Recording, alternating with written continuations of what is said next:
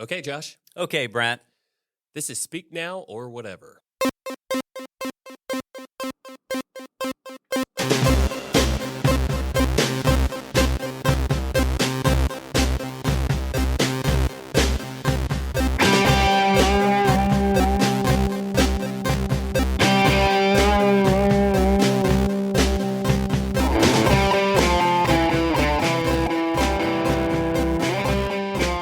This is our interview with Karina Deniké of the excellent, legendary ska band Dance Hall Crashers. But also, more relevant, a member of NOFX for the past, 8 years? 8 years, she says. Yeah. Yes. Touring member, recorded vocals on their songs, and has been heavily involved in the Fat Records family for about as long as its inception. Yes. Recording with bands, singing with bands, the great No Use for a Name.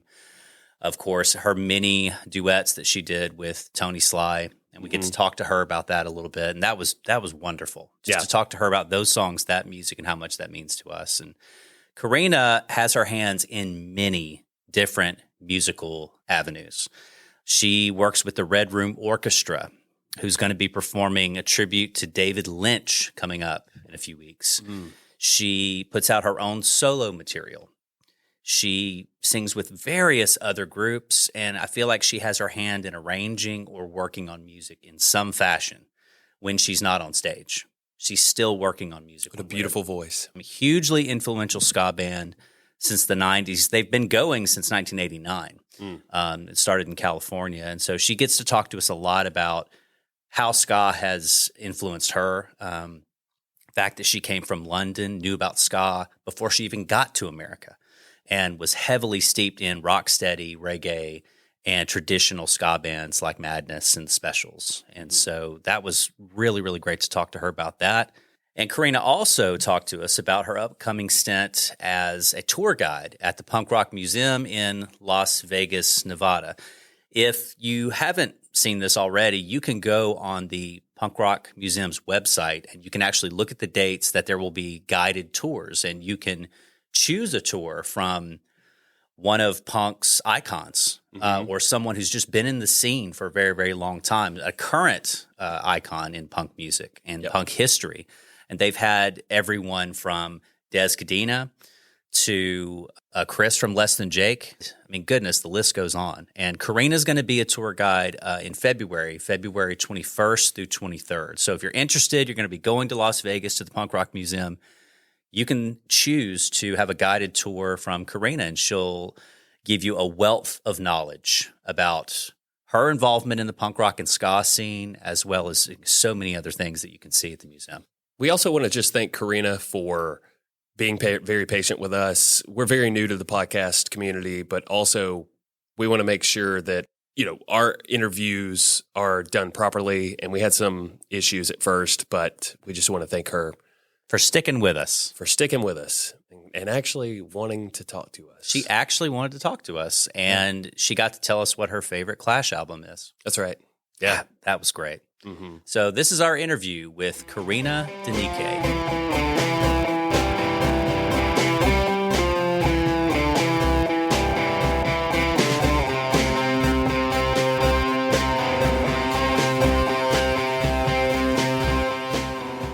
First things first, how are you today? I'm doing okay. Just having coffee. Absolutely. Chilling. Yes. Yes. Do you have much coffee during the day? I do have to slow that down a little bit. Yes. I mean, I try just to mostly do it in the morning, but yeah. Right. I've had to slow down as well. When it becomes readily available all the time to you, like you just keep going for it again and again and again. But I've severely lessened my coffee intake. Yeah, well, I grew up in England, so I do like tea. So I do have tea in the afternoon. Right. Nice. So where are you located? I say in the afternoon, but do you have to suppress the accent?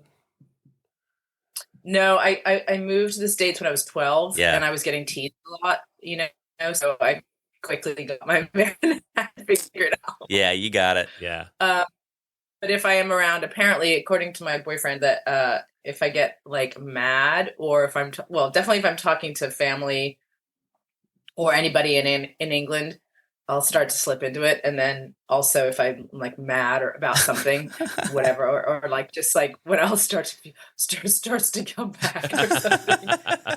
It comes I don't even notice it, but apparently it's like, and you scare the pants off of people when that happens. Yeah. Yeah. Look out. Oh man. I used to live in I heard a lot of swear words as a kid when our next door neighbors had the worst. I mean, like some of the first words I ever heard, besides, my very close family, of course, were our next door neighbors screaming at each other. It was terrible. And they would just be like the worst, the worst words. And of course, in England, like people say the worst ones, right? So right. Yeah. Have you ever heard someone get real angry and go on a tirade in French? Mm-hmm. Mm-hmm. Yeah. It scared that. What's that? What were you going to say? I was going to say scared the pants out of me, and I knew the person. But they were talking English to me, but then their kids were doing something they didn't approve of, and so they started just going off on the kids, like these 6-year-old twins, in French. And my wife and I kind of like stood back a bit and just watched it happen because it sounded not like French. When it was angry, it sounded like a different language. Yeah. It's so weird, but they don't have English has the best swear words. So yeah, that's the way it's going to be. It's like all my friends that speak other languages are like English has the ultimate swear words. They're like all these like kind of ancient swear terms, in English. It's like just gnarly. Unique phrases. Yeah. Anyways. Yeah. Yes. Good morning to you. To you. Good morning. Good morrow. Well, we're super excited to have you on because this is definitely a treat, and big time. Melanie from Punk Rock Museum really kind of helped us out, and so thank you again for your patience and working with us. You're welcome. Allowing us to mess up. Yeah, but it's all good. It's all good. But anyways, so okay, so you just got off of the tour, the final tours and stuff with NOFX. Yes, tell us a little bit about that. How was it? Well, it was really intense, really epic, incredible, emotional, kind of draining, but all in all, just really overwhelming, the amount of love we were all getting, but of course those guys specifically, and I'm so proud of them.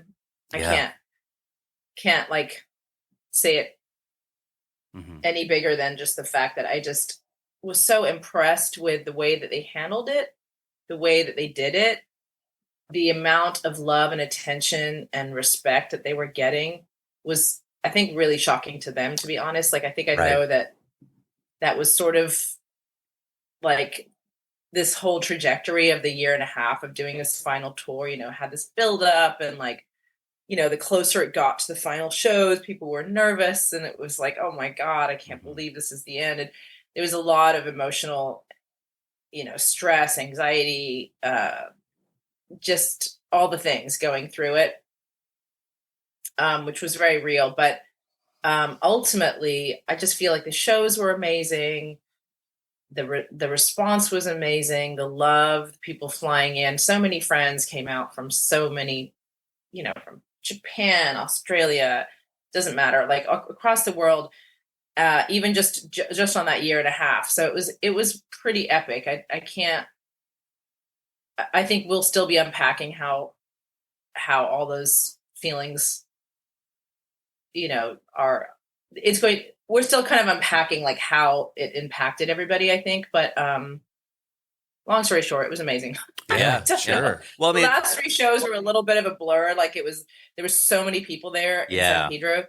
Backstage was like thousands of people, literally. So it's just you couldn't quite like you couldn't do anything. Like you were trying to be like, I'm gonna go get a coffee, and you're like, I can't get to it's right there. I just can't, because those people are talking to you. And I've been friends with them and in this scene with them through Dance Hall Crashers, but also just touring with so many of the same bands, or working with all kinds of promoters, merch friends, just artists, all the Mark DeSalvo, from all the artists that we've worked with, all the people involved in everything. for this many years. It's a big family. It's very much a family. And so it really felt obviously like a huge end of an era. And, although some of these, of course, bands will be continuing on and NOFX won't be, it's the Fat record scene, everything feels it just feels very big and epic. And it's kind of been our life, it has been our life, and it has been those guys' life. So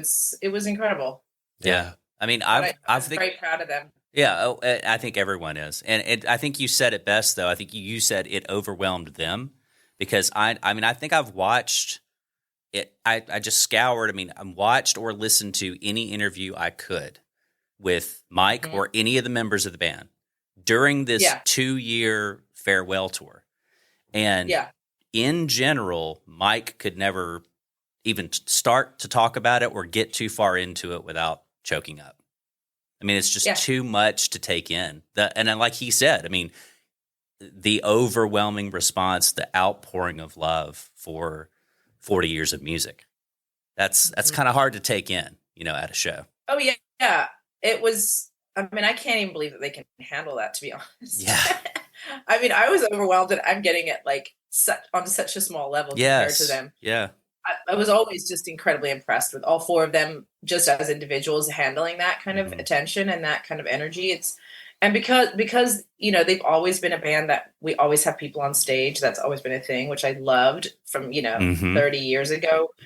Like, so many bands won't let anybody else be on the stage with them and be behind the band. It's like a party, right? There's a bar set up. It's like everyone's just part of it, and I love that so much too, because we're all included. Everybody's included in this experience. It's not just performers and audience, and that's it. And you don't get to be in on the madness, and so much of the stage, some of the VIPs or friends or whatever will be behind us. So it's they're watching it, experiencing the crowd too, which is really, really crazy. And if you're not used to it, it's I had family and friends that were not from the punk scene or not, in bands. And they were this is, just nuts. My mom cracked me up. She's from the Czech Republic. She's like, "Our life is crazy." I don't know why it just made me laugh so much. She just cried. I was like, "Yeah, I really guess it is. This is not many people experience this." He came to Japan with us, and it was performing for 20,000 people in Tokyo for Punk Spring, and she was just like, "What?" Yes, but it is. And Mike was really emotional. Everybody was really emotional. It's been their whole lives.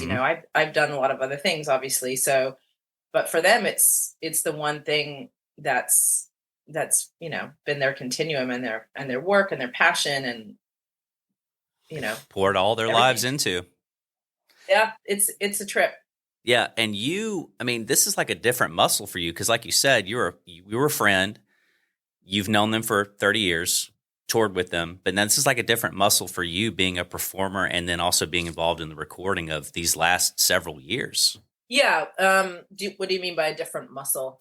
Well, like you're involved in these last several projects with NOFX, and the band is recording with them, helping arrange things, and then you become a touring member, and then you're playing these live shows with them for these last several years.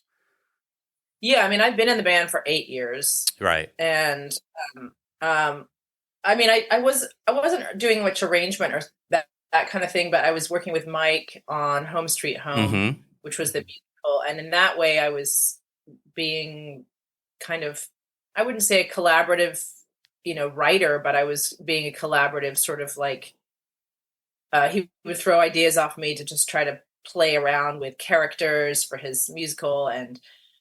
Different voices and different, musical ideas. And he'd say sing something kind of jazzy, sing something bluesy here, try this, try that. So him and I did work a lot on musical ideas that way. Yeah. I want some backups, some kind of Andrew Sisters, girly, sounding backups, that kind of thing. So yes, in that way, I have done a lot of that, working with him and arrangement, I guess. But getting on stage with them was a trip, because it was, I used to sit in with them. We toured, Dancehall Crashers toured with them a lot. And we'd actually, me and Billy Bouchard, who was a fantastic guitar player and singer-songwriter, and was a member of Dancehall Crashers for a while. He was in Sam I Am and many other bands as well, but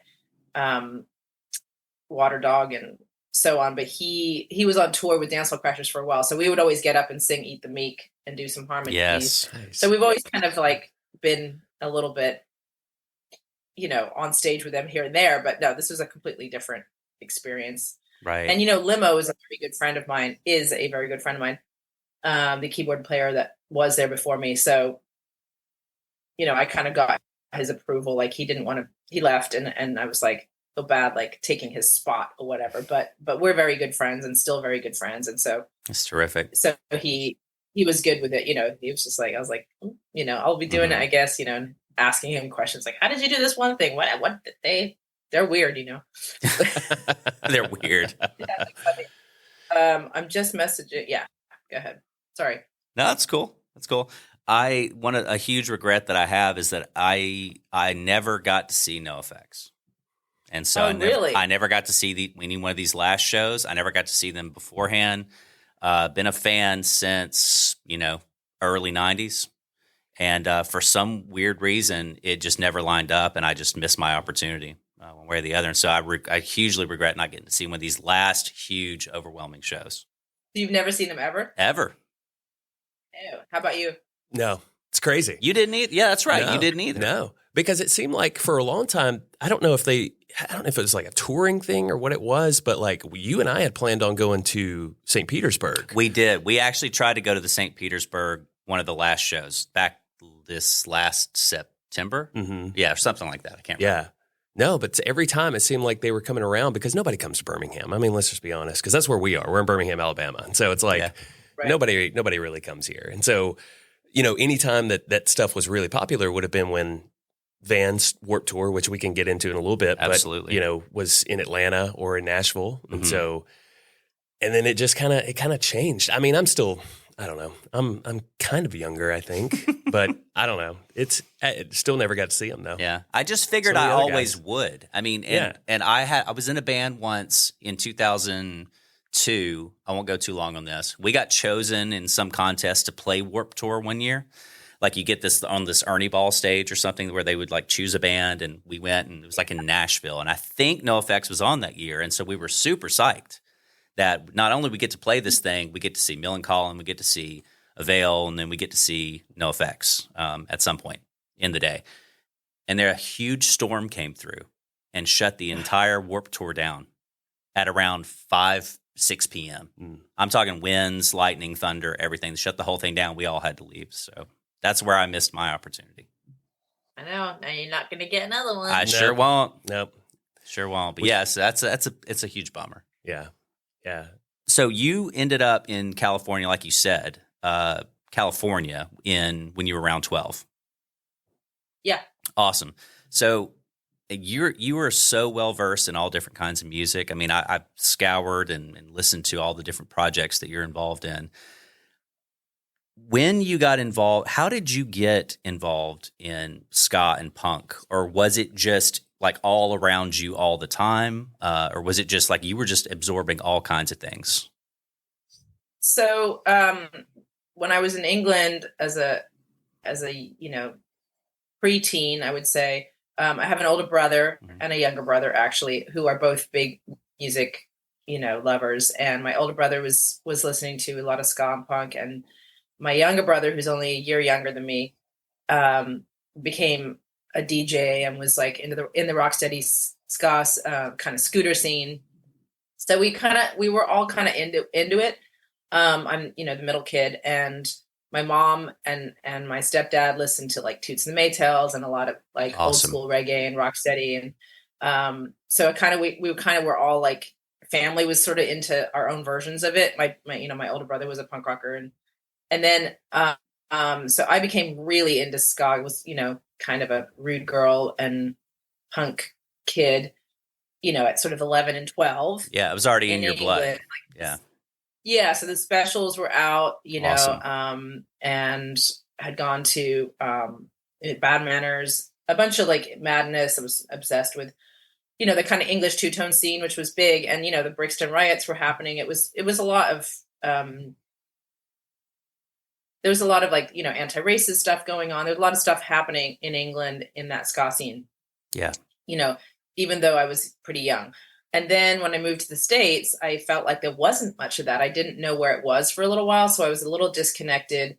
And then we found, Gilman. I was living pretty close to Gilman Street. My younger brother was going there a lot, and I started going there some more, and learned about all the California punk, which was a little different to what we were used to. Like, we had never heard of Op Ivy because we were in England, and so that kind of stuff. Fishbone. We were still getting accustomed to the California punk and ska scene.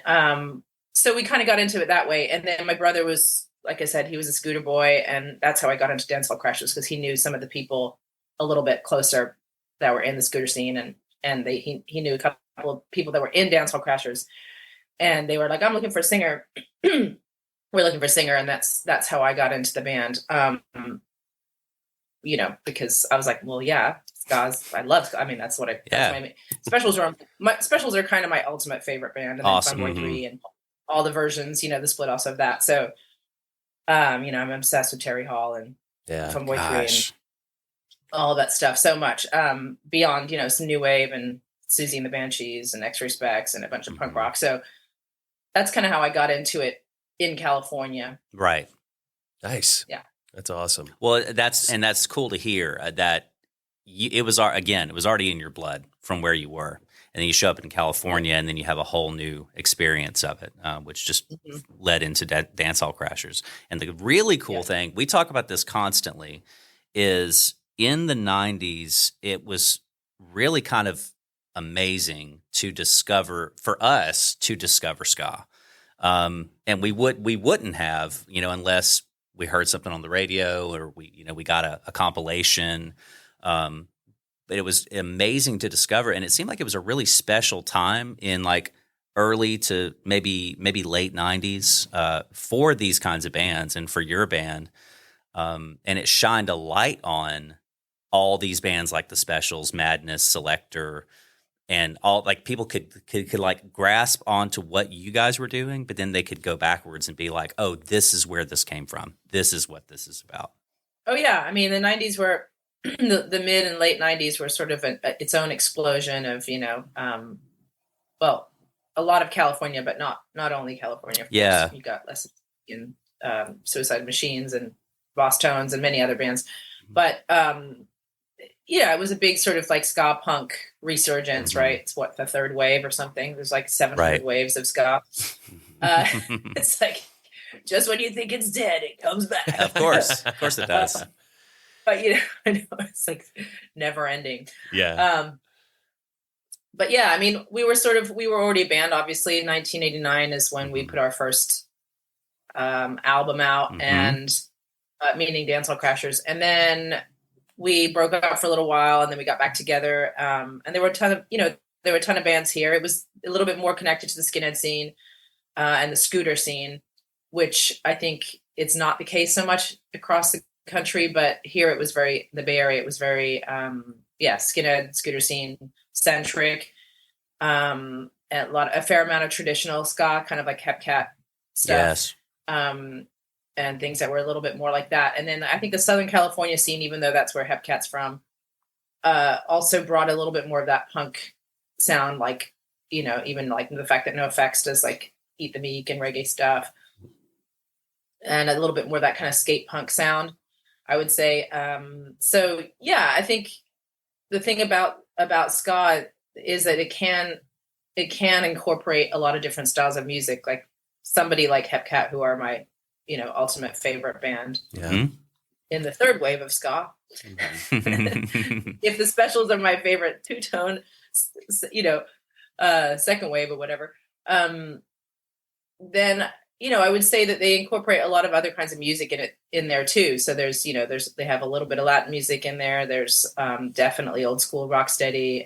They put dub in there, which we never did anything like that. They might not use obviously as much punk, but they're doing all kinds of other influences like cha-cha and all kinds of cool stuff, a little bit of jazzy elements, but it's all under this same umbrella, of the Right. of that kind of traditional rocksteady 60s traditional ska sound, which is one of the reasons I love it. Plus, they got 2 harmony singers. It's hard to beat that voice. Yeah, it's hard to beat the voice. Well, the 2 of them are just unbelievable, and very sadly, Greg is no longer with us, which is still kind of unfathomable to me. But our condolences as well, because I know 100%. That you guys were all pretty tight. So I think it was a shock to a lot of the fans and stuff. Especially for me, it was just like, I mean, we're not even at a year yet. It's kind of crazy. I know.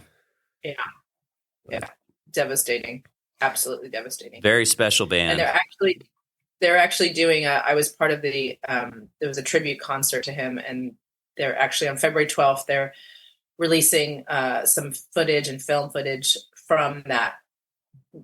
We did one in October for him, and they're releasing that at the Grammy Museum on February 12th. So wow. This comes out. Yeah, so that'll be really cool in LA. I don't know when this comes out, but there's lots of great bands and musicians. That's good. We're there in tribute for him. It was amazing. That would be fantastic. We talk a lot on this podcast, a lot about discovery, and that's why it's so special for us to hear about the music you discovered, the music that you got into, and then how we discovered your band, how we discovered all these types of music. I first heard your band on the Honest Don's comp. So, with pickup lines. So that is I forgot what song was on there. It's that one. It's that one. And that's the very first time I ever heard Dancehall Crashers. And so became a fan right after that. And then Mad Caddies is on that. Diesel Boy, Me First and the Gimme Gimmes. There's a couple others on there. But pickup lines, that's where it all started for me personally. Very funny song. That's a great song. Yeah, for me, randomly, it was Biodome, which was so funny to me. Oh, yeah. A lot of people, Biodome, what song is on that? I can't remember. He had to tell me this. I didn't realize this. So. Yeah, it was I Don't Want to Behave. I Don't Want to Behave's on that. That's right. Yeah. And then it's such a funny film. Like, I mean, I was a kid when that thing came out, and we all were. I was the same way. Like, my brother's 5 years older than me. He got me into punk rock and ska, and so like it was just kind of like this growing trend at the time. And so, but it seems to be coming back. I mean, you got bands like Catbite and like Bite Me Bambi and oh goodness, all these other great like women forward ska bands that are just incredible. Yes, so I was glad to see that. Yeah, I know. Interrupters. But if we're talking about voices, I mean, we're talking about the voices in Hepcat. It's hard to beat you and Elise together as well. Yeah, that's really hard to beat that. Thank you. Yeah, Elise and I had it was pretty instant, I would say. We I had been singing harmonies for a very long time before I got into the band. But I think there was another singer before me in Dancehall Crashers, and she left, and then when I came into a rehearsal, she sort of, Elise and I just musically just were like, well, easy. Yeah. And I remember the first time that we were singing, and it, I'm just a nerd about vocal harmonies and trying to find different ideas and parts. And so, we really had a thing where we were gelling really fast. And I don't know, I can get into the nerdy sides of singing, but I don't know how much you want to hear all that. But, it's a matter of like listening to how somebody ends a note, how they end a word, how they shape a word, and all that kind of stuff. And so like once you start to know each other, you can kind of,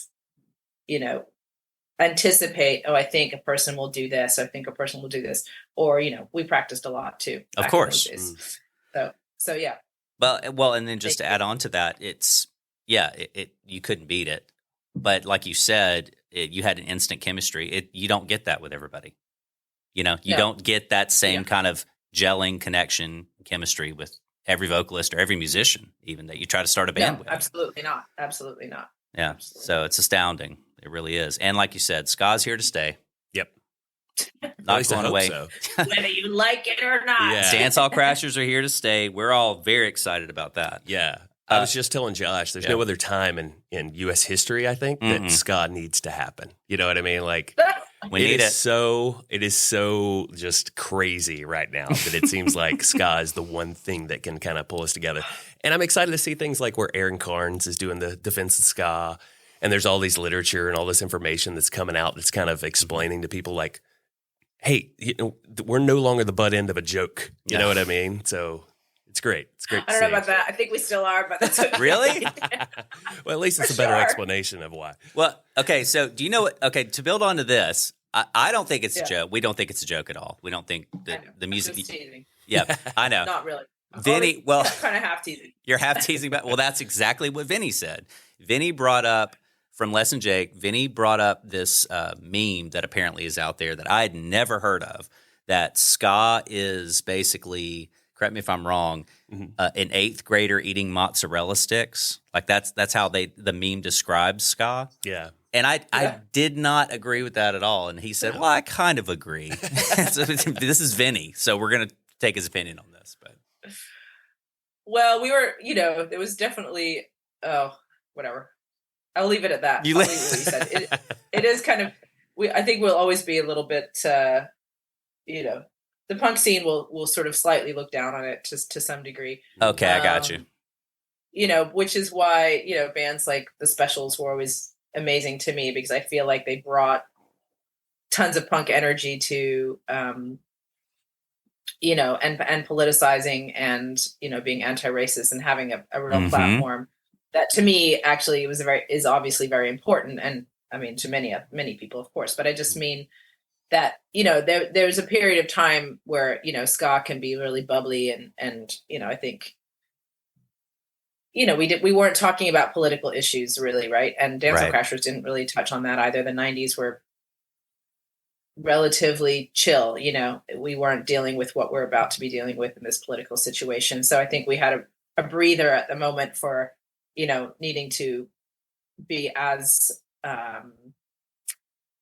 militant and, outspoken about things. Not that I think we should have necessarily done that, but it just was the 90s were very everybody was pretty happy. We were all doing pretty well, especially in California, life was good. And I think I think that's one of the reasons we get a little bit, looked down upon. Right. But, it's always been a very political movement overall and anti-racist movement. Yes. And I think these, along with being incredibly fun and infectious and joyous music. So, I think we'll see what happens in this next round of, the next few years.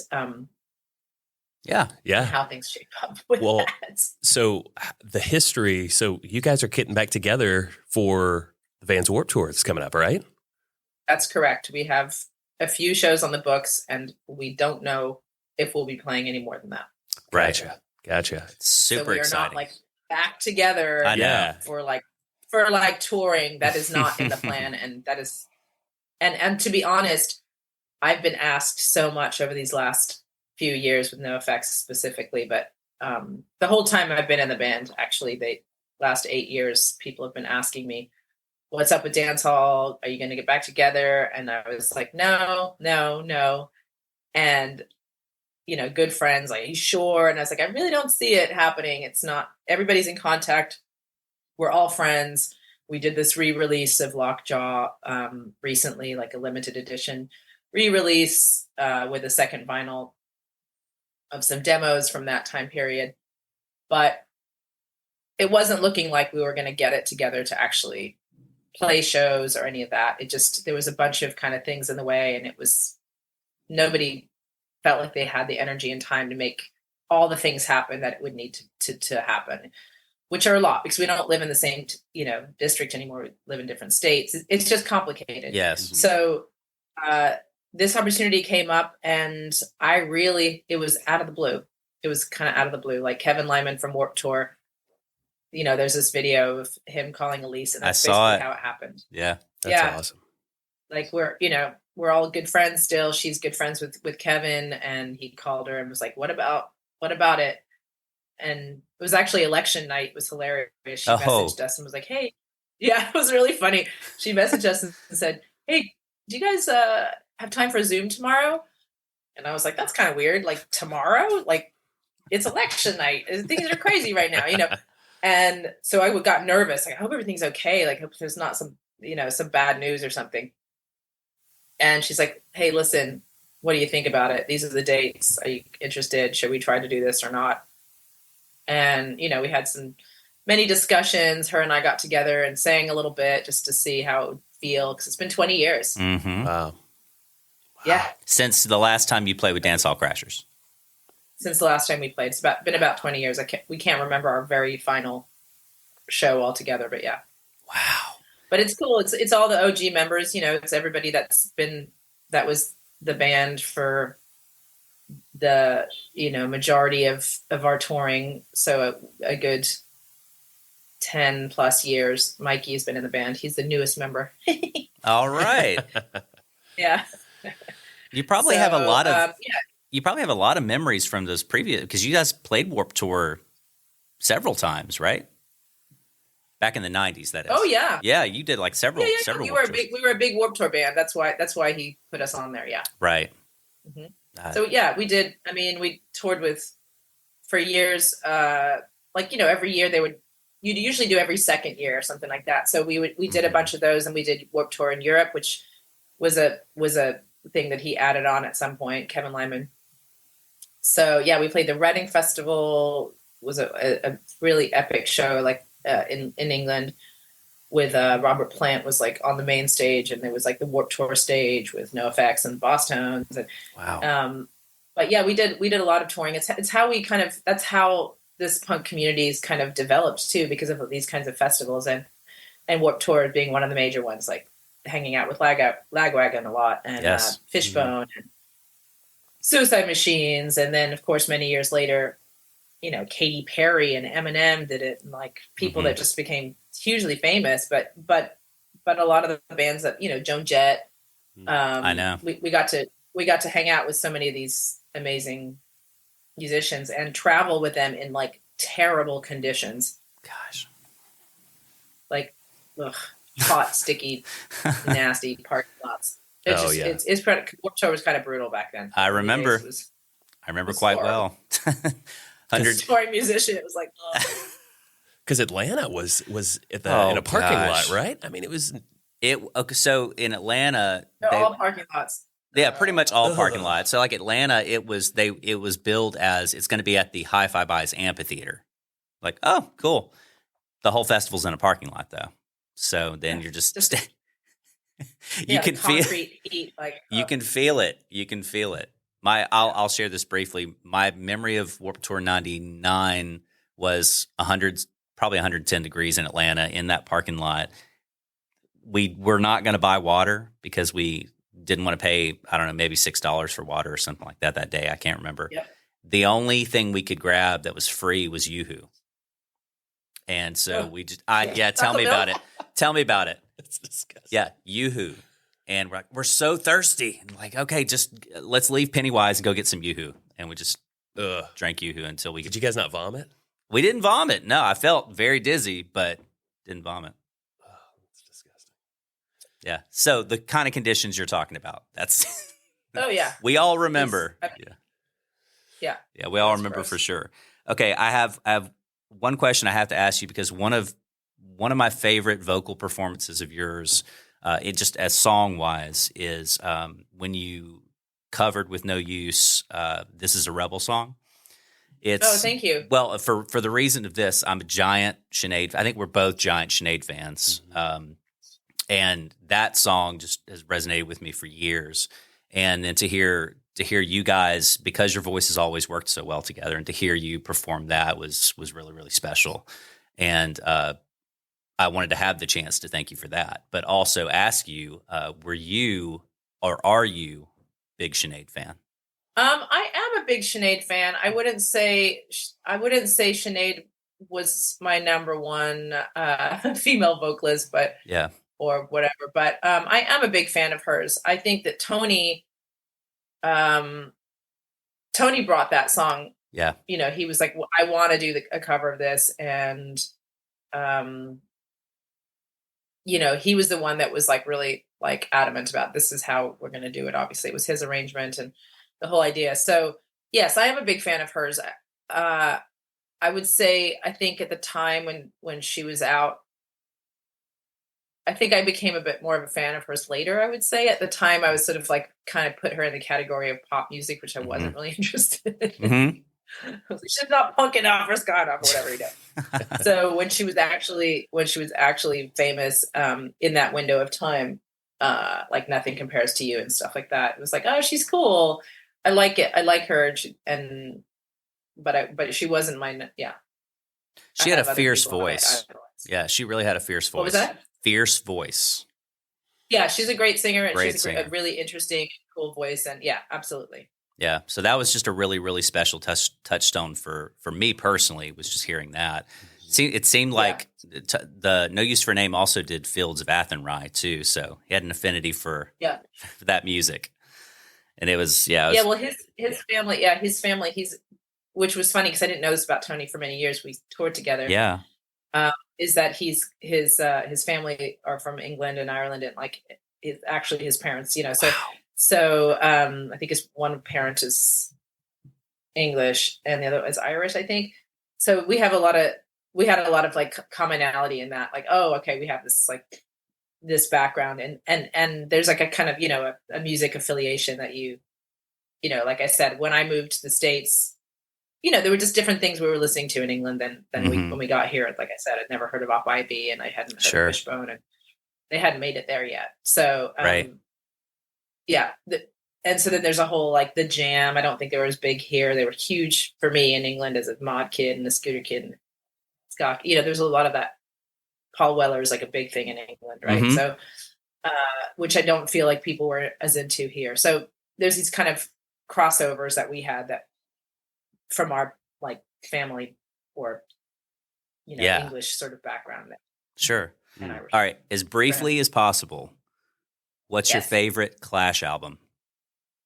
That's so funny that you're saying that. Well, because again, this could be a 30 to 40 minute conversation. So I just very briefly, what's your favorite Clash album? Well, I'm going to say London Calling because combat rock stuff, because I would say London Calling because my father, we used to walk along the river a lot in London. And so there's just that song alone had a lot of meaning to me specifically because I live by the river. 100%. That to me is like kind of, it speaks to him a lot and yeah, I lived in Cambridge and I used to go visit my dad in London a lot. And so and we would walk by the river all the time. So to me, that's like always been a thing. So I would say that's probably my favorite. That's fantastic. I've heard a bunch of reasons. There's like Jimmy Jazz on it. Oh gosh. Well, Death or and it has Death or Glory. Introduction to jazz as a kid, you're like, oh, it's jazz. Yeah. Yeah. I mean, I went on a huge, it's the things we were talking about finding out about something much later. Even with Sinead, I didn't become a fan until much, much later, but I didn't become a fan of the Clash till I was 21 years old. And then I went on this huge deep dive and never stopped. And they became one of my favorite bands. Watched every documentary. And I would say London Calling. My kids love London Calling. My son has a London Calling poster in his room. But if I'm being held at gunpoint, it's probably Give 'Em Enough Rope. Yeah, at the end of the day. But it's hard to turn any of them down. Yeah, for sure. They're amazing. This might be a question you receive at the museum when you're doing your tours. So got to be ready, right? Give all. Yeah. So you're about funny because I've just been listening to them again the last couple of days. When you go through like phases where you're like listening to different things, and it was just like I was like I feel like listening to the Clash for like 2 days straight. And no one will fault you for that ever. So you are about to be touring the Punk Rock Museum, right? That's right. Awesome. Yeah. So February 21st through the 23rd. So Friday, Saturday, and Sunday. I'll be doing 2 tours a day, 12:30 and 4 p.m., I believe. And just showing the museum off, Yeah. answering questions, showing all their good displays. I haven't actually been there yet, which is crazy. Oh, weird. I thought you had actually done this before. No, because I was supposed to, but it ended up getting canceled. It's a long story. Okay. I won't bore you with it, but after many attempts to get to Vegas and see it, because obviously Mike and I've been talking to Mike about it for so many years before it was even open. A lot of my friends have been running the place and helping find, the artifacts and so on and so forth. Like some of my closest friends are doing that. So it's shocking that I haven't been there yet, but it's a series of reasons that it never quite made it there. So I'm excited to see it and be there and give these tours. And then I'll be doing a DJ night, kind of covering some of the, all the guest spot things that I've been a part of. Like I was going to play the Sinead O'Connor song, actually. Wonderful. And a few, just because I kind of was like the guest female singer or whatever on a lot of the Fat Records kind of music and bands like series. It seemed like it was a lot of people be like, I sang on Me First and Gimme stuff. I sang on a High Standards track. I sang on, a bunch of NOFX stuff. All over Tony Sly's record, his acoustic records, and so on and so forth. So I kind of wanted to kind of give a little bit of a retrospective of that and then throw in some of my favorite songs to make it more interesting and fun. And I'll be doing a collaboration with this wonderful photographer, Alexander Ripa. So his name also goes by Alexander Leaving.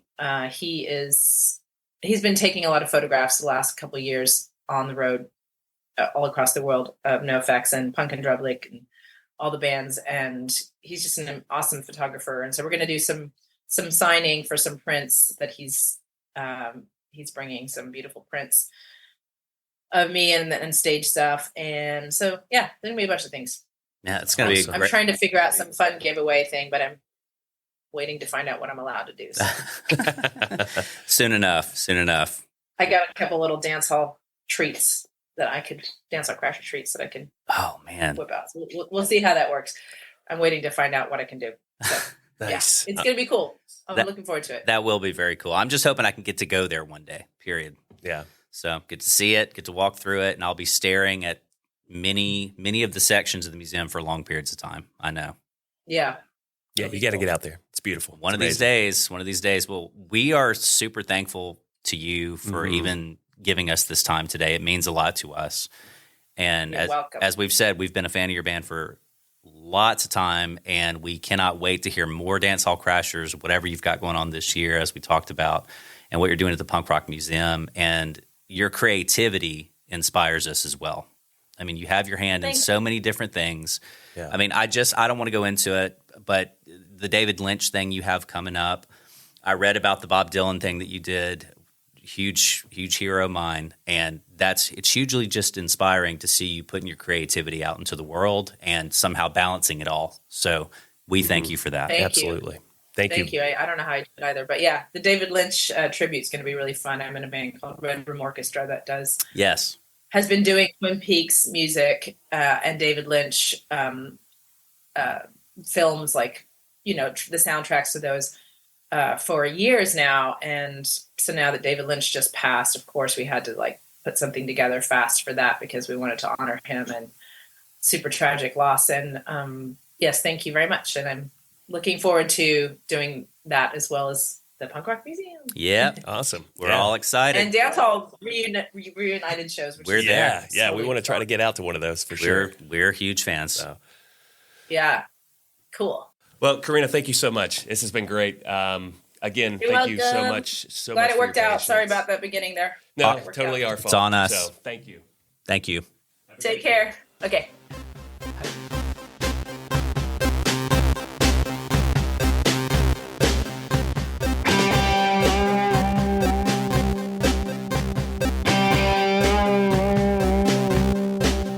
We'd like to take the time to thank Workplay here in Birmingham, Alabama, for allowing us to record and edit our episodes in their dedicated podcast studio. If you or someone else you know is interested in starting a podcast without the hassle of purchasing equipment, please reach out to Workplay at workplay.com.